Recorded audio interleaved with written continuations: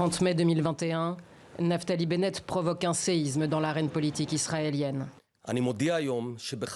Aujourd'hui, j'annonce que je vais tout faire pour former un gouvernement d'union avec mon ami Yair Lapid, afin qu'avec l'aide de Dieu, nous puissions ensemble sauver l'état des turbulences et remettre Israël sur la bonne voie. Ce jour-là, le chef de l'opposition de droite radicale tourne le dos à Benyamin Netanyahou pour rejoindre le centriste de gauche qui tente de former une coalition afin de chasser celui qui dirige le pays depuis 12 ans sans discontinuer. Un ralliement aussi décisif qu'inattendu de la part d'un homme qui s'est formé politiquement au sein du Likoud et auprès de Netanyahou. Un mentor dont il s'émancipe. En 2012, Bennett, qui a fait fortune dans la haute technologie, prend les rênes de Foyer Juif, le parti historique des colons, et fait son entrée sur la scène politique un an plus tard.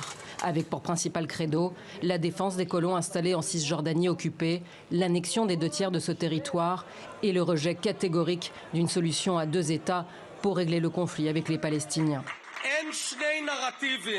Il n'y a pas de récit, il n'y a pas de vérité, il n'y a qu'une vérité et elle est très simple.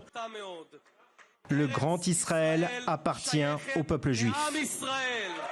Entre 2013 et mai 2020, devenu un partenaire incontournable de la droite conservatrice, il collectionne les portefeuilles ministériels, des affaires religieuses à la défense.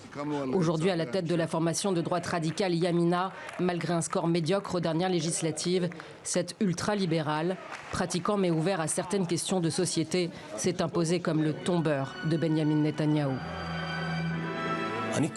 J'en appelle à M. Netanyahou, lâchez prise, lâchez l'État, allez de l'avant. À 49 ans, ce fils d'immigrants américains né à Haïfa se retrouve donc à la tête d'une très hétéroclite coalition pour 2 ans. Un jeu d'équilibristes qui s'annonce d'ores et déjà très difficile à tenir.